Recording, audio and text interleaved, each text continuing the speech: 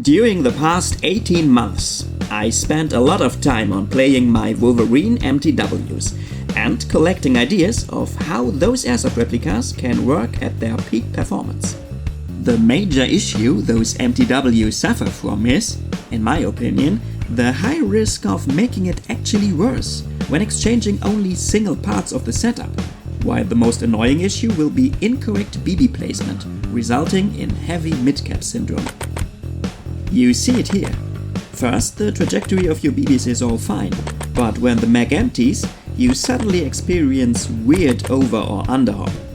There actually are solutions which prevent this from happening on the original Inferno Gen2 engine, especially when only using a certain type of HopUp bucking. But this actually restricts your choice quite a lot when thinking about possible upgrades. The new Wolverine Inferno XTS seems to work out for some users in order to get rid of that Midcap-Syndrome. Let's see what this engine upgrade can do in the following video.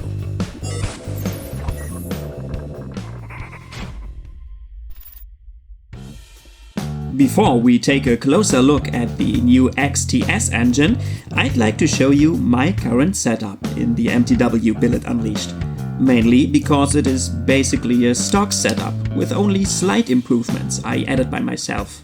I am aware I did recommend some upgrade parts, such as the G&G Green bucking or the Reaper engine in previous videos, and I still think those are good parts to work in the MTW, but only when talking about a situation when we really want to go for aftermarket parts.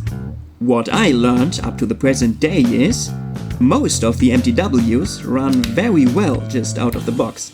The setup has been adjusted by Wolverine to some kind of a sweet spot. In my opinion, it's hard to beat by upgrading with aftermarket parts, although I know the desire for getting the best out of the platform very well by myself.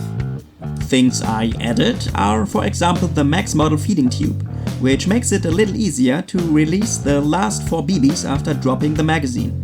I also exchanged the original screws on the contact yoke to some made of brass, but never noticed an actual advantage by doing so. The Inferno Gen2 engine is 100% stock and about 1.5 years old. Upgrades such as changing the nozzle did not result in any effect for me. I just make sure to keep the engine clean and lubed all the time. Let's talk about the inner barrel and top-up assembly. You see, it's almost stock as well, with some minor exceptions. You notice I replaced the spring on the HopUp chamber with a certain amount of O-rings, always providing the same pressure for a more consistent air seal. The HopUp dial was exchanged in favor of the one by Silent Industries, just because I like the looks of it better than the original. I also swapped the original HopUp knob for the Maple Leaf Omega tensioner, which I think gives me a little closer groupings. It's not a massive change, but it was noticeable for me. The bucking I use is the Maple Leaf Super Macaron, which is the stock choice by Wolverine as well. Only difference here? I went for the yellow 60 Shore variant because in colder winter temperatures it provides a little more grip on the BBs. During the main season, I usually switch back to the original 70 Shore variant. And that's actually it. Let's see how this almost stock setup will perform outside. For the tests, I'm shooting 0.32 gram BBs at about 1.4 joules. Please note, this is not about showing you how good or bad the general accuracy of the setup is. Wind is a little too strong for this that day, so you see there's a curve to the left in the trajectory. But what is important, I shot my entire magazine of about 90 rounds here without any trace of Midcap-Syndrome. The HopUp effect is stable all the time. The BBs come down more or less the same height every time. The problem about this? The Maple Leaf Super Macaron bucking is not the most modern bucking. It is available for many years now, and there are better bucking alternatives in terms of BB precision, such as Underhop drop-in buckings or the Quantum Friction Pro. But those buckings, which do a great job in all of my AEGs, did never work reliably in any of my MTW setups. Let me show you. To understand the problem, we have to inspect the structural differences between a bucking which has proven to be able to prevent Midcap-Syndrome and a bucking which is prone to Midcap-Syndrome. A good example would be the Maple Leaf Mr. Hop, which I unfortunately only have around in 70 Shore right now, but this should not be a major difference when talking about Midcap-Syndrome. Take a look at the different shapes of the patch surfaces. The yellow Super Macaron has a sharp edge, which helps the BBs to stop always in the same position when pushed inside the buckling by the nozzle. The Mr. Hop, on the other hand, has no sort of edge. The BB is only slowed down by the patch surface itself. On AEGs, this is not critical because the nozzle's loading force is not that powerful. But on the Inferno Gen2 and other HPA engines, where the nozzle's loading force is much stronger, this causes the BB to stop in different locations every time, resulting in Midcap-Syndrome or similar issues. I'm doing the very same test outside again now. The setup is completely the same. I only installed the Mr. Hop bucking for the previously used Super Macaron.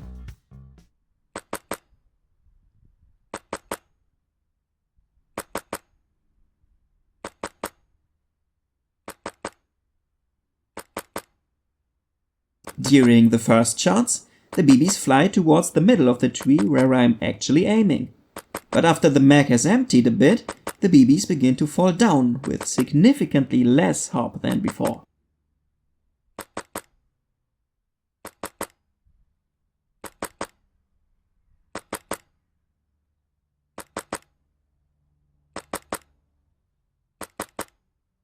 If you want to learn more about this phenomenon, feel free to watch also my other video on this topic.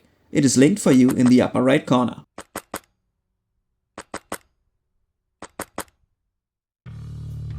Let's finally talk about the main topic of this video. Will the new XTS engine be able to reduce Midcap-Syndrome also on drop-in RHOP buckings and similar? The term XTS is a short form of extended stroke. As far as I understood the concept of the new engine, the new system extends the time between the BB being loaded by the nozzle inside the HopUp bucking and the actual air pulse. By doing so, Wolverine tries to get the hybrid technology principle closer to an actual closed bolt system, like the discontinued Reaper engine was before. I think we should take a look inside both engines so we can see the actual differences. The Inferno XTS uses the same solenoid as the Inferno Gen2, so the change of the two systems should basically be plug and play. You see, there is a second air outlet opening on the housing, meant for the Quake recoil stock, if you have one. But as I use the Wraith X stock for my air tanks, I cannot make any use of this feature and keep the second outlet closed. While the inner chamber on the Inferno Gen2, I think Wolverine call it the baffle, has been a two-piece aluminum set, it is now a monolithic Delrin piece. I imagine they did the material change because of better friction capabilities, but I don't know any better actually. The most interesting part for me is the new nozzle. I find three major updates here. First, the nozzle material is metal now and not plastic anymore. Second, the O-ring on the golden section of the nozzle housing now sits inside the baffle, so it cannot get lost anymore. Third, the nozzle's movement is now restricted by a C-clip. Also, the way for the nozzle to travel inside the golden housing has been increased compared to the Gen 2, which makes the overall length of the unit a little shorter now when in retracted state. I guess this is what the extended stroke is about, giving the unit its name. Now I'm very curious to find out if all of those new features will help with the Midcap-Syndrome. The only way to find out? Take the exact same setup with the Mr. Hop from the last test after doing an engine-only swap.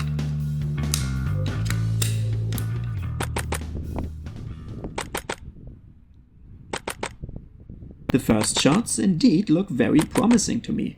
Groupings seem to be smaller, but we have to consider the wind has decreased, so the curving to the left has gone.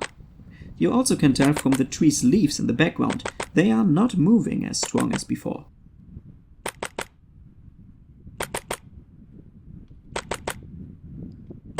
But out of a sudden, we see some massive overhop.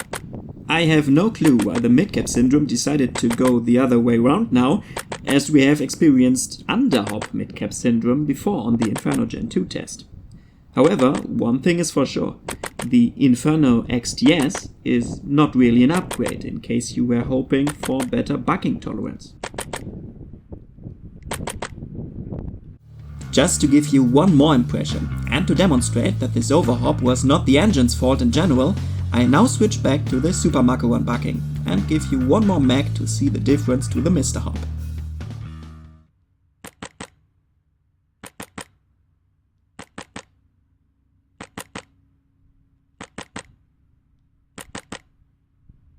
Now we came back to a state of absolutely consistent hop. No under and no overhop on every level of the max capacity. Well, what does that mean? In fact, the XTS did not help me in terms of using a wider field of buckings.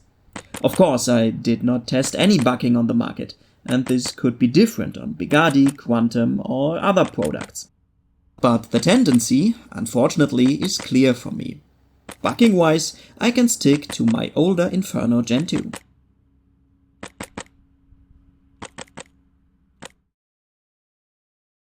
Wolverine also advertised the XTS to be more consistent and say it provides better air seal. Before every test, I shot 10 BBs through the Chrono after adjusting drell and energy to the same level of around 1.4 joules. Here are the results.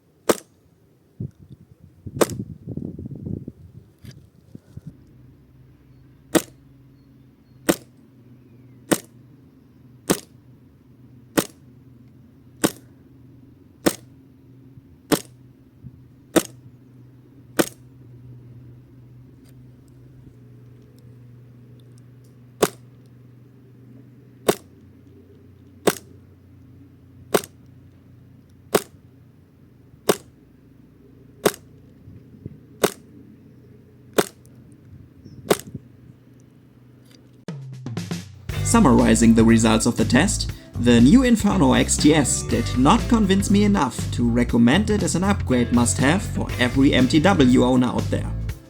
Midcap-Syndrome on the R-Hop drop-in bucking still occurred on the XTS.